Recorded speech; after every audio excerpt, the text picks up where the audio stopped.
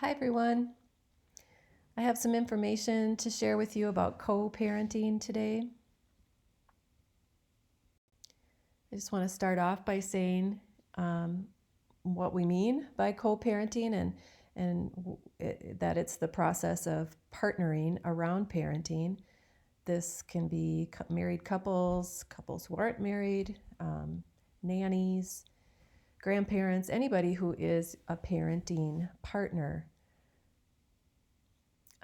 A lot of the times, and maybe in the past, the term co-parenting was only used to describe the relationship that divorced or separated parents have with their children. But we believe that there's just a lot of different ways to co-parent and a lot of different configurations of families who co-parent. So kind of the underlying aspect of our message today is to remember and to keep in mind that all people, all parents arrive at parenthood with different experiences and different expectations.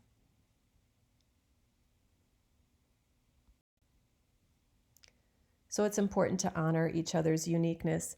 And for those of you who are parenting couples, to remember that you met as individuals with separate opinions, and that it's likely what brought you together or what you found attractive about each other. So to keep that in mind, and then for everyone to just honor that you don't need to do things exactly the same way in order to be effective people and parents. We're all different, and there's many different ways to do things.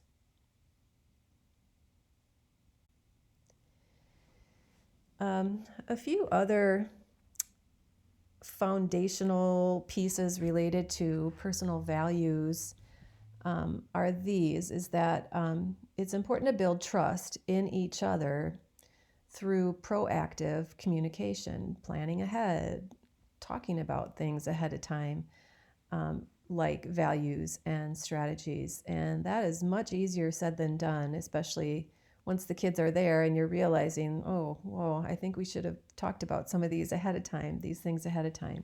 But it's never too late to do that. And then acknowledging that life in general and parenting specifically is a really messy, it's a messy scene. And so just acknowledging that sometimes it's going to go well and sometimes it's not.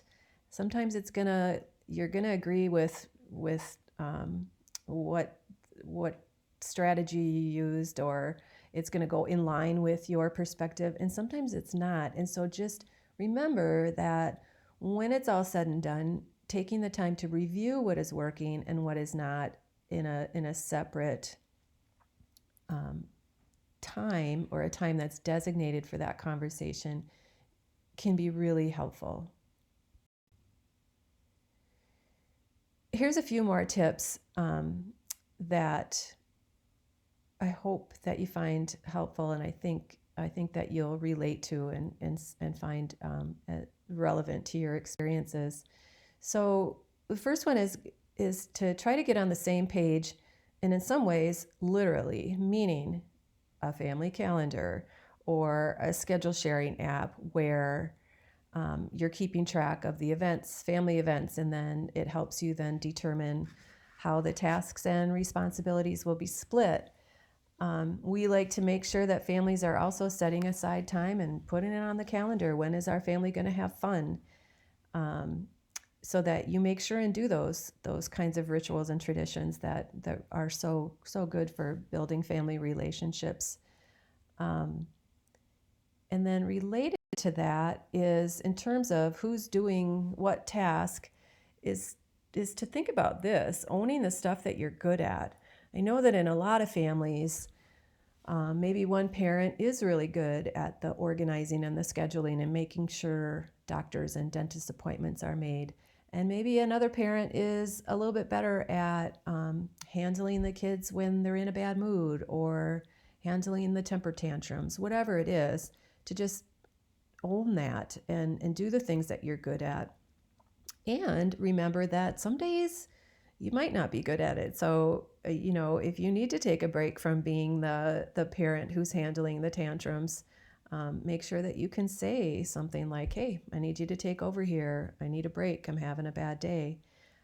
Or I need you to make this dentist appointment or this doctor's appointment because I'm swamped and I don't have time to do it. So flexibility is also the key there. This one is really important. Avoid being the gatekeeper. In 2015, there was a national survey of parents of young children where 43% of dads and 16% of moms said that their parenting partner often takes too much control of parenting. If that's you, if you have appointed yourself parent in chief, think about taking some time to talk about ways to split the parenting task so that you're not always the one delegating and giving instructions. Because I know sometimes resentment can build if you are the one that feels like you do everything. So it really takes some communication, setting aside time to talk about that so that those resentments don't build up. And then for the parent who isn't, the lead parent, to give them an opportunity to practice and figure out their way of doing things. That can be a hard thing to have patience with in some cases, or even watch in a lot of cases. So it might mean I need to take a deep breath and walk away and just allow this learning process to happen, because in the long run, everyone's going to feel better if there isn't one person controlling the whole scene. So related to that, whoever's doing it is doing it right.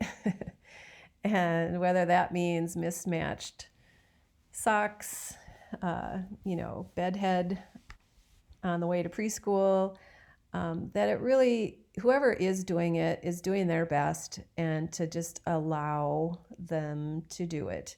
That it doesn't have to be lockstep with, there isn't one way to do things. Again, taking a deep breath, walking away, and allowing for diversity to happen in your family is really a good way to co-parent, so that there aren't bad feelings or resentment building up.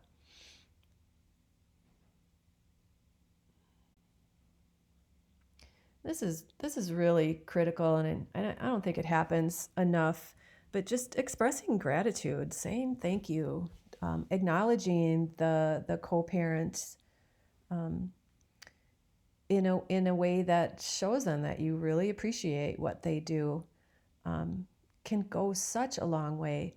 And additionally, it is a great model for your kids, for them to hear and see you being grateful for and saying thank you for the other person's contributions.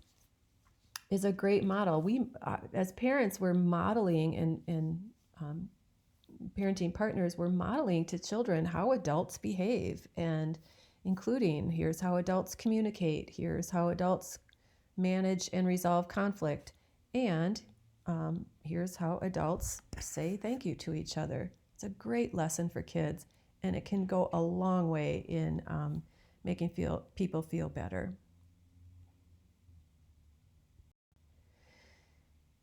And finally, we know that families thrive when co-parents show that they value each other, when they listen with genuine interest.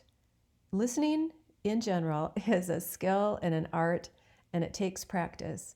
We all really want to be the one doing the talking and the telling and the coaching, but just stopping and really hearing people is an excellent communication skill and strategy that comes in particularly important with co-parenting.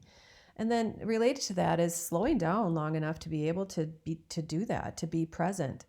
If you're finding that you're too busy and there's too much going on with the kids, you really end up, I think, letting go of the things that are the most important and really are going to help your family thrive in that, just taking the time to be present and listen and be open to different ideas and different perspectives that in many cases, if you didn't hear or listen to, you might be missing some really valuable information or something that's really going to be good for your family.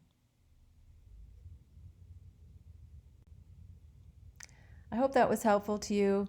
This is a topic that really begs for multiple perspectives and hearing from other parents about what works for you, maybe what hasn't worked for you. And so I'm hoping in our next video chat we can talk about a couple of these things, like, have you ever taken the time to discuss your values with your parenting partners? Do you make time to talk? Do you schedule parent communication time? And if you do, when? And how do you make that happen? I think that would be really valuable information for the rest of the group to hear. I hope to see you then, and I hope that everybody is healthy and doing well. Thank you.